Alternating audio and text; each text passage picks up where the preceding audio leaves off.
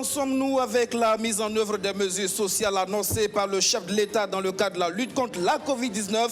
Si des avancées notables sont constatées dans les secteurs de l'eau et de l'électricité, les autres domaines, eux, devront encore attendre. Le gouvernement est à pied d'œuvre pour l'effectivité de toutes les mesures. Un conseil de cabinet s'est tenu ce jeudi au Premier ministère. Le Burkina Faso vers un effondrement sociétal, ce sont des partis politiques qui s'inquiètent. Pas question d'aller aux élections sans un dialogue national, c'est le Faso autrement, l'UNDD et le RSA qui donnent de la voix. Il faut coûte que coûte amorcer le processus de réconciliation nationale selon le regroupement des 3 partis politiques, membres fondateurs de la CODER, la Coalition pour la démocratie et la réconciliation nationale.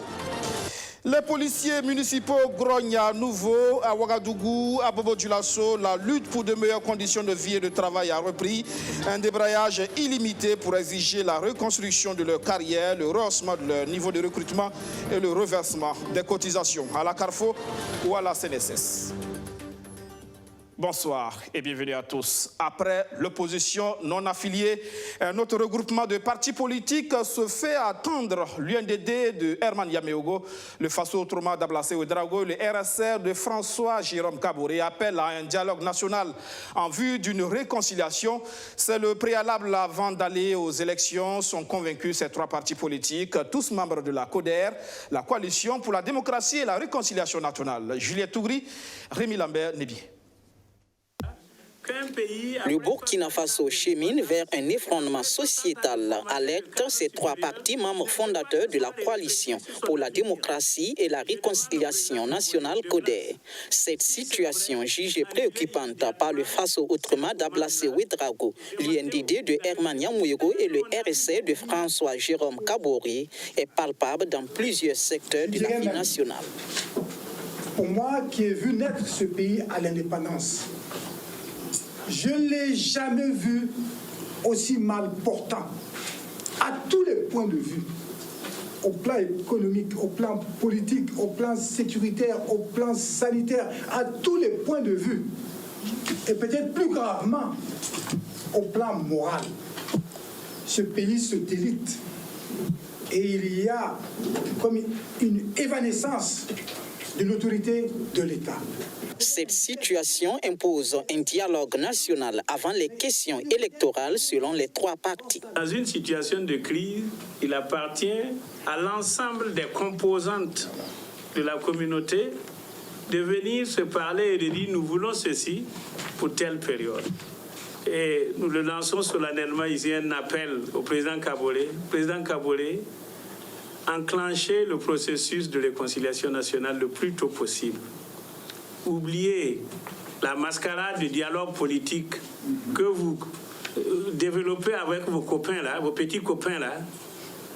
La PMP, le cadre de concertation du CEFOP là, c'est pas ça qui va résoudre les problèmes du Burkina Faso. Et puis on dit encore une fois, la souveraineté nationale là, ne peut pas être seulement calquée sur la souveraineté politique. Le pays là nous appartient tous. Et personne ne va fuir. Nous allons rester ici. Pour ce regroupement de partis, la PMP, l'alliance des partis de la majorité présidentielle, ne jouit d'aucun statut et ne saurait représenter une partie des entités engagées dans l'animation de la vie nationale à une concertation. Pour eux donc, il n'y a aucune crédibilité dans toutes les concertations qui se sont menées ou qui se mènent. C'est le président du Faso qui veut négocier avec l'opposition, le CEFOP. Et au lieu que ce soit le président du Faso, c'est la PMP. Mais la PMP est une structure informelle. Moi, je ne comprends pas comment une institution va aller discuter avec une organisation informelle. Parallélisme, c'est pour cela que nous disons, et je pense que Touré Souman l'a dit encore, nous le disons, Kaboré et Diabré sont des complices. C'est pour cela que j'ai dit, et je suis convaincu que ces deux-là, c'est le malheur du Burkina Faso. Roch, chef de l'État, Diabré, chef de l'opposition. C'est pour cela que les choses n'avancent pas. Malheureusement, l'histoire va nous rattraper tous, très vite. L'affaire de 12 morts de Tanwalbougou garde encore ses zones d'ombre. Pour les animateurs du point de presse du jour, la stigmatisation de la communauté Peul est bien réelle au Burkina Faso. Ils exigent donc une enquête indépendante pour élucider cette affaire qu'ils considèrent comme une menace pour la cohésion sociale. Un vent de protestation souffle sur la police municipale des deux grandes villes du Burkina. Après Ouagadougou en début de semaine, la tension est montée d'un cran à Bobo-Dioulasso depuis hier. Les policiers municipaux exigent une carrière professionnelle digne de ce nom. Edith Nichema, Jacob Zongo et Soto Justin Dabiré. Précision. Le climat est tendu au sein de la police municipale du Burkina. 3 jours après les récentes sorties de la police municipale de Ouagadougou, c'est au tour des agents de la police municipale de Bobo-Dioulasso de se joindre à la lutte pour témoigner, disent-ils, leur soutien à la revendication en cours. Les policiers municipaux du Burkina exigent de leur hiérarchie la reconstitution de leur carrière, le rehaussement de leur niveau professionnel et le reversement des cotisations à la CARFO et à la CNSS. Nos revendications, en tout cas, peuvent se résumer peut-être en 3 points. Sinon, on avait beaucoup de choses, mais on a résumé ça en 3 points. Les 3 points, c'est quoi? La reconstitution des carrières, le rehaussement des niveaux, le reversement des cotisations à la CARFO ou à la CNSS. Puisque jusque-là, on ne sait pas exactement où se situent ces cotisations, alors que certains d'entre nous sont peut-être proches de la retraite. Alors, donc, on veut voir clair sur ça. On en a tant parlé, mais jusqu'à présent, on n'est pas situé. Les policiers municipaux se disent déterminés et prêts à aller jusqu'au bout pour obtenir une suite favorable à leur point de revendication. Pour l'heure, seul un service minimum sera observé par les policiers municipaux, rassure-t-il. On a décidé de faire ça jusqu'à ce qu'on soit un peu écouté. Ce n'est pas cette journée, ou bien ce n'est pas pour quelques heures seulement. On a décidé de faire un service minimum. Le service minimum, c'est quoi? Peut-être les services de garde. On peut assurer ça. Pour ce qui concerne les autres services, on a décidé d'arrêter ça. Contactés, la direction de la police municipale et la mairie centrale de Bobo-Dioulasso ne souhaitent pas réagir pour l'instant. On reste à Bobo-Dioulasso où les travaux de construction de l'avenue de l'Insurrection a des soucis. L'entreprise en charge des travaux fait face au refus des populations riveraines de déguerpir. Des populations qui estiment qu'au départ, leur zone d'habitat spontané n'était pas concernée. Elles disent ne pas savoir où aller. De son côté, le maire de l'arrondissement concerné affirme tout mettre en œuvre pour leur relogement. Soto Justin Dabiré, Archimède Boy, pour les explications. Ces habitants de la zone non lotie du secteur 26 de Bobo-Dioulasso sont remontés contre un fait, celui de quitter leur habitat d'ici le 8 juin prochain en raison du bitumage de l'avenue de l'Insurrection populaire. C'est du moins ce qu'aurait ordonné le maire de l'arrondissement numéro 5. Pourtant, selon ces habitants, les choses n'étaient pas prévues ainsi au départ. Ces jours-ci, ils ont commencé les travaux de construction de la route qui s'arrête devant la cour de l'école SOS. Des croix ont été mises sur les maisons concernées. Et le jour de leur déguerpissement, on nous dit que d'autres maisons ne portant pas de croix seront démolies. Il y a des maisons qui n'étaient pas concernées, où on n'avait même pas barricadé ces maisons-là, qui ne faisaient même pas partie. Et au jour d'aujourd'hui, on vient nous dire que non, ces maisons en font partie. Et ils ont 1 semaine pour quitter. Bon, le maire n'a pas donné d'explication. Tout ce qu'il dit, que c'est la société qui a demandé et qu'il doit faire des fossés et qu'on doit faire une autre grande voie pour aller au niveau de ICAO. Lors de la visite du chantier le 26 mai dernier du ministre des Infrastructures, Éric Bougma, l'entreprise avait soulevé une difficulté, celle de l'occupation d'une partie de la voie bitumée, longue de 100 mètres, par des habitats spontanés. Avec le maire de l'arrondissement 5, le ministre des Infrastructures avait souhaité qu'un terrain d'entente soit trouvé avec les riverains afin de permettre à l'entreprise de poursuivre ses travaux sans grande difficulté. Quand les techniciens sont sortis, dans les mesures là, on voit que ça dépasse la partie qu'on avait montrée. Donc, j'ai envoyé mon conseiller du secteur qui est allé les rencontrer pour les expliquer, parce que j'étais hors de la ville, donc qui les a expliqués pour dire que réellement on est désolé, mais on les informe que compte tenu de ce qu'on leur avait dit, compte tenu de l'envergure même du travail là, il faut qu'ils acceptent quitter les lieux pour qu'on puisse faire le travail. Donc je pense qu'ils ont d'abord donné leur accord, ils ont dit il n'y a pas de problème, qu'ils vont bouger. Bon, entre-temps, il y a un monsieur qui est venu pour leur dire non, de ne pas accepter. S'il n'y a pas de mesures d'accompagnement, il ne faut pas qu'ils acceptent. Or, sachant bien que ce monsieur qui est venu les voir est bénéficiaire déjà de 2 parcelles. L'autre préoccupation de ces habitants reste un site de relogement. Au tout début, quand ils ont commencé la matérialisation des voies, ce jour-là, on a été chez le haut-commissaire. Le haut-commissaire nous a dit que non, c'est juste la matérialisation et que personne ne va se lever sans qu'on puisse trouver un point de chute pour ces personnes-là. Mais au jour d'aujourd'hui, le samedi, à notre grande surprise, ils ont commencé à casser les voies. Les mesures d'accompagnement ne sont pas venues. Tout simplement parce que toutes ces personnes qui sont là, même un rond, personne n'a reçu pour pouvoir quitter ce coin. Même ceux qui n'ont même pas eu de passé, ils n'ont même pas reçu un autre endroit pour aller. Ils sont venus juste casser les maisons comme cela. Si je suis en train de mentir, ils n'ont pas venu dire que réellement ces personnes ont eu des mesures d'accompagnement. En cette saison hivernale, comment trouver une maison? Hier, une dame est allée chercher une maison, chambre-salon à louer, qui fait 25 000 francs. On lui demande une avance de 100 000 francs. Nous leur demandons de nous trouver un endroit, même avec des maisons en banco, où nous pourrons loger. Cette situation nous fait beaucoup de peine et nous n'avons nulle part où aller. Sur ces inquiétudes, le maire Christophe Sanou se veut rassurant. Mais j'ai été clair avec eux sur le terrain.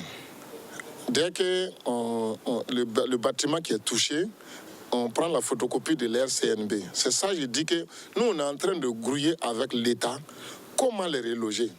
Je pense que l'État est conscient. Ils ont vu, puisqu'il y a le ministre de l'Urbanisme, le ministre des Infrastructures, le ministre de l'Enseignement secondaire qui était sur le terrain. On a été ensemble sur le terrain. Ils ont vu. Je pense qu'ils vont nous accompagner pour qu'on puisse les reloger. En attendant, les riverains annoncent des actions pacifiques bientôt pour obtenir un site de relogement. À Ouagadougou, l'entreprise Ebomaf rencontre quelque peu la même difficulté de réinstallation des populations riveraines sur le chantier de l'autoroute de contournement de la capitale burkinabé. Mais là, la situation semble maîtrisée, juste des lenteurs dans le processus d'indemnisation. Qu'à cela ne tienne, les travaux avancent bien et même très bien. On parle de 41% de volume d'exécution pour un délai consommé de 22%. C'est en tout cas au-delà des attentes du Premier ministre. Christophe Dabiré était sur le chantier ce 3 juin. Roméo Kuita. La voie de contournement de la ville de Ouagadougou est en plein chantier. Sur le tronçon Loubila-Gampela, les travaux de terrassement sont terminés. Le bitumage a même débuté par endroits.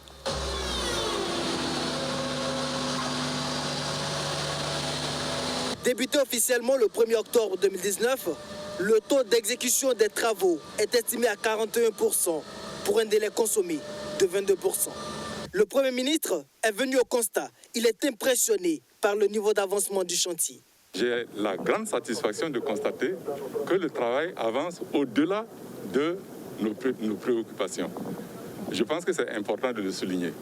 Je voudrais, à l'occasion, féliciter l'entreprise pour la qualité du travail réalisé, surtout pour le fait que l'entreprise avance très bien, malgré les difficultés qu'elle rencontre. Et justement, les difficultés ne manquent pas. Le dédommagement des populations impactées par les travaux tarde. Il y a aussi les études d'exécution du projet qu'il faudra réactualiser. L'étude date de 2008 pour une exécution en 2020. Il y a 12 ans de cela que les bureaux d'études ont fait l'étude de cette route. Pendant donc la phase exécutoire, nous avons rencontré une occupation anarchique de l'emprise. Non seulement pas des riverains, mais aussi pas de cimetières. Et nous rencontrons donc cette occupation anarchique qui entraîne, bien sûr, des coûts qui n'étaient pas prévus pendant la phase d'étude.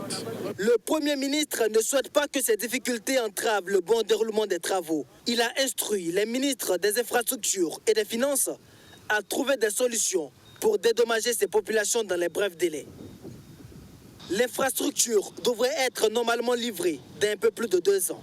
À terme, ce projet devrait améliorer la circulation à Ouagadougou en permettant aux gros camions de contourner le centre-ville.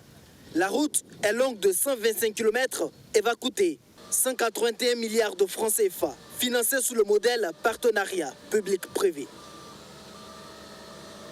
Le ministre qui passe en revue les mesures sociales annoncées par le président du Faso dans la lutte contre le nouveau coronavirus. Si les mesures comme la gratuité de l'eau et de l'électricité sont effectives, force est de constater que les autres traînent encore le pas dans leur mise en œuvre.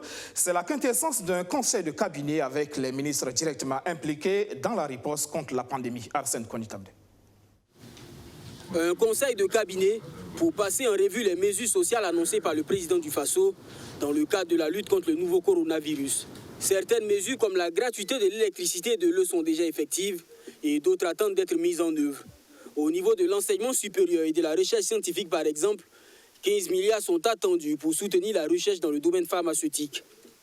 Nous avons également regardé au niveau de l'enseignement supérieur. Il y a des propositions concrètes qui ont été faites par le comité scientifique pour l'utilisation des 15 milliards. Au niveau des entreprises en difficulté, le ministre du Commerce, de l'Industrie et des Mines a préparé un dossier conséquent qui devrait nous permettre de faire en sorte que nous puissions disponibiliser les ressources et accompagner les entreprises qui ont connu des difficultés. Il s'agit également de voir comment les 5 milliards promis par le chef de l'État pour appuyer les couches les plus vulnérables de nos populations, à savoir les femmes et les personnes handicapées, comment le ministère en charge de la solidarité nationale travaille à mettre en œuvre cet engagement. Nous avons constaté qu'il y a beaucoup de choses qui ont été déjà réalisées, et notamment au niveau de l'agriculture, sur les 30 milliards qui ont été promis, il y a déjà 10 milliards qui ont été débloqués pour permettre d'engager le processus de préparation de la campagne agricole de cette année. Selon le Premier ministre, ses services travaillent à l'élaboration d'un plan intégré global. Ce plan va être soumis au Conseil des ministres pour appréciation avant qu'il ne soit transmis aux partenaires techniques et financiers. Les derniers chiffres de la Covid-19 au Burkina Faso, 63 échantillons analysés, un nouveau cas confirmé. Cette nouvelle guérison portant à 760 le total des personnes guéries. Et c'est dans ce contexte de pandémie de coronavirus associé à un contexte marqué par l'insécurité que l'INERA organise la 11e édition de la foire aux semences de variétés améliorées de plantes du 4 au 7 juin prochain. Contexte national oblige donc, l'Institut de l'environnement et de recherche agricole veut s'adapter aux défis du moment. Majid Bakou. C'est bientôt la campagne agricole au Burkina Faso et l'État, pour booster la production agricole, encourage l'utilisation des semences améliorées par les paysans afin de permettre à l'agriculture de jouer pleinement son rôle pour l'autosuffisance alimentaire. C'est dans ce cadre que se tient à Ouagadougou la 11e foire aux semences améliorées qui attend sensibiliser l'ensemble des acteurs de la production sur l'état actuel de la création de variétés d'espèces agricoles et forestières au Burkina Faso. Toutes cultures confondues, on a aujourd'hui ajouté une quarantaine de variétés qui ont été homologuées ces 2 dernières années. Donc ça veut dire que vous allez trouver à cette fois les anciennes variétés, mais également les nouvelles variétés qui viennent d'être homologuées et qui sont, pour certaines nouvelles variétés homologuées, plus performantes que les variétés qui existaient. Donc c'est vraiment une opportunité pour les producteurs semenciers, mais également les producteurs, puisque les producteurs semenciers produisent des semences certifiées pour que les producteurs puissent en tout cas adopter ces semences certifiées pour augmenter leur production. Présent à cette cérémonie d'ouverture, le ministre en charge de la recherche scientifique salue l'engagement des chercheurs burkinabés pour l'atteinte des résultats tangibles pour relever les défis de l'agriculture au Burkina Faso. Si vous voulez faire un bon choix, c'est de passer ici au niveau de différents stands. On a vu à travers donc, cette foire-là comment, en fonction des régions, vous avez des semences qui sont donc les plus brisées, mais qui sont aussi les plus productives en tenant compte donc de leur situation climatique. Donc c'est d'encourager les chercheurs à aller dans ce sens et de faire en sorte effectivement que les défis qui se posent au pays en matière agricole, qu'ils puissent trouver des solutions. Et nous voyons que même ils ont des fourrages pour la production animale. Donc je ne peux que féliciter les chercheurs donc, de l'INERA pour leur capacité à trouver des solutions aux défis qui se posent au pays. À encourager les chercheurs, Les semences exposées à cette foire possèdent une multitude d'avantages. Il s'agit entre autres de la durée de la production réduite, l'adaptation aux aléas climatiques et la qualité dans la production. Cette foire s'offre donc comme un tremplin aux producteurs sémenciers pour se ravitailler en semences améliorées de qualité pour la saison agricole 2020-2021. Cette 11e édition autour du thème « Contribution de semences améliorées à la sécurité alimentaire dans le contexte de crise sécuritaire et sanitaire » se tient au siège de l'Institut de l'environnement et de recherche agricole INERA, situé au quartier Goungé à Ouagadougou. Des Burkinabés vivant à l'étranger solidaires de leur pays dans la lutte contre la Covid-19, 2 lave-mains RB20 d'une valeur de 400 000 francs CFA. C'est le geste de l'association des Burkinabés vivant à Vicenza en Italie. Lave-mains destinés au centre hospitalier universitaire de Bobo-Dioulasso et de Ouagadougou. Jacob Zango, Fatimata Koulibaly. Venir en aide à leur pays touché par la pandémie de la Covid-19, c'est le but de ce geste des Burkinabés vivant à Vicenza en Italie. À travers leur association, ces ressortissants du pays des hommes intègres ont fait don de 2 lavements RB20 au centre hospitalier universitaire Sorosano de Bobo-Dioulasso et de Yalgado Wetraogo de Ouagadougou.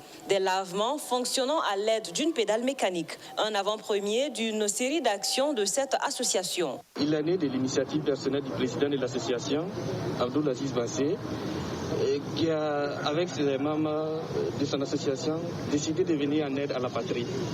Et ces dons sont symboliques. Sinon, derrière, il y a plus de 3 conteneurs, encore pour la patrie, encore de cette association et d'autres Burkinabés qui vivent en Italie, pour soutenir la mère patrie qui est en difficulté. Et le président Abdoul Aziz Bassé, à travers les dons, veut aussi donner un signal au niveau de la région d'Aoubassin, parce que la région de Vicenza, en tout cas plutôt les Burkinabés vivant à Vicenza, ont un regard particulier sur cette région du Burkina Faso, où on n'a pas douté des accords pourront naître pour des coopérations assez utiles pour les deux. Un signe fort qui témoigne de l'attachement de ces Burkinabés à leur patrie, selon le président du conseil régional des Hauts-Bassins, qui se veut reconnaissant. Nous remercions nos compatriotes qui sont en Italie, qui ont pensé venir nous aider dans la lutte contre ce mauvais virus-là, et leur dire que nous sommes sensibles à leurs gestes. Depuis l'Italie, où ça chauffe là-bas aussi, comme vous suivez dans les médias, s'ils ont pensé à nous, c'est une bonne chose. On voudrait donc, au nom du comité national et au nom du comité régional, les remercier et souhaiter que leur association là-bas puisse continuer à penser aux parents qu'ils ont laissés au Burkina Faso. La valeur de ce don est estimée à 400 000 francs CFA. Selon les donateurs, d'autres actions sont en cours, surtout au profit de la région des Hauts-Bassins.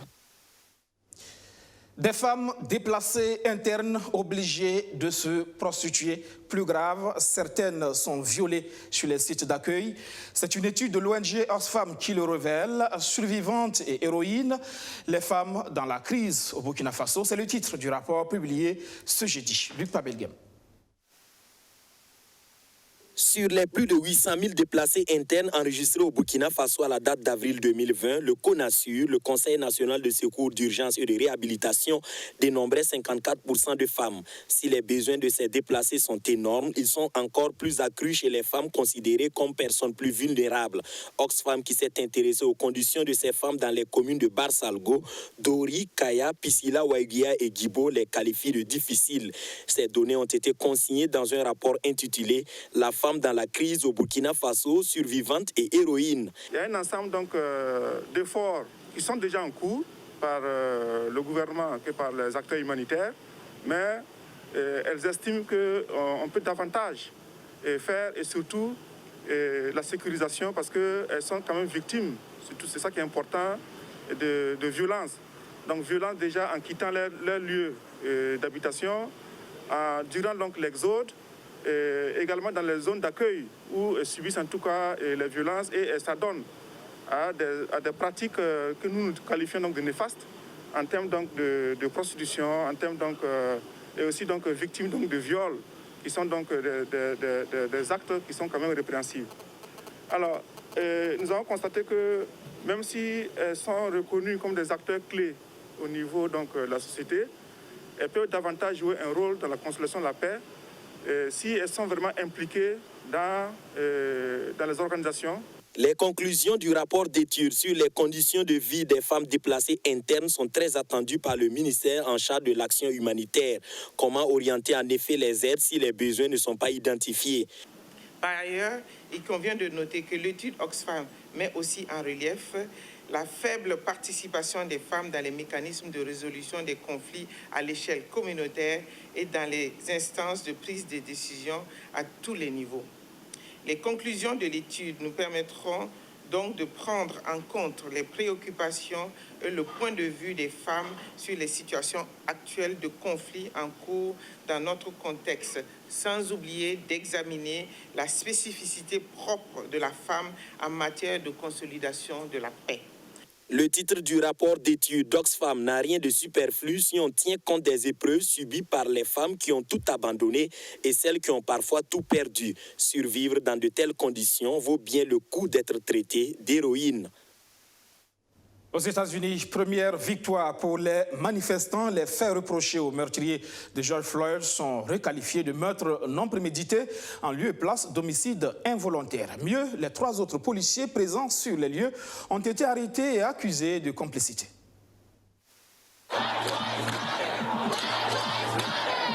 Les vies noires comptent, un cri de ralliement scandé encore et encore. Comme les soirs précédents, des milliers de manifestants ont protesté à Washington et dans de nombreuses villes des États-Unis, bravant le couvre-feu. Dans leur grande majorité, des manifestations sans débordement. 10 jours après la mort de George Floyd, ils ont en partie obtenu gain de cause. Derek Chauvin, le policier ayant étouffé le quadragénaire afro-américain, est désormais accusé de meurtre non prémédité et plus d'homicide involontaire. Un chef d'accusation plus lourd passible de 40 ans de prison. Les 3 autres agents présents au moment du drame ont finalement été placés en détention et inculpés de complicité. Une annonce du procureur général du Minnesota assortie d'un appel à la patience. Je ne pense pas que des poursuites qui aboutissent puissent réparer la douleur et la perte que ressentent tellement de personnes, dit-il. La solution à cette douleur sera un travail lent et difficile pour bâtir la justice et l'équité dans notre société. Premier président noir de l'histoire des États-Unis, Barack Obama plaide pour une réforme de la police, mais à 5 mois de la présidentielle, il appelle aussi les militants à ne pas oublier leur rôle d'électeurs. J'ai vu dans des discussions sur Internet une opposition entre le vote et les manifestants, dit-il, entre la politique, la participation électorale et la désobéissance civile ou l'action directe. Il ne s'agit pas de choisir entre les deux, il faut tout cela pour obtenir un véritable changement. Certaines villes comme Seattle ont commencé à lever leur couvre-feu dans un geste d'apaisement, mais de nouvelles arrestations ont eu lieu notamment à New York. Au total, près de 10 000 personnes ont été interpellées depuis le début du mouvement. Cette édition qui s'achève, merci de l'avoir suivi. Excellent sur le programme sur notre chaîne. Bonsoir.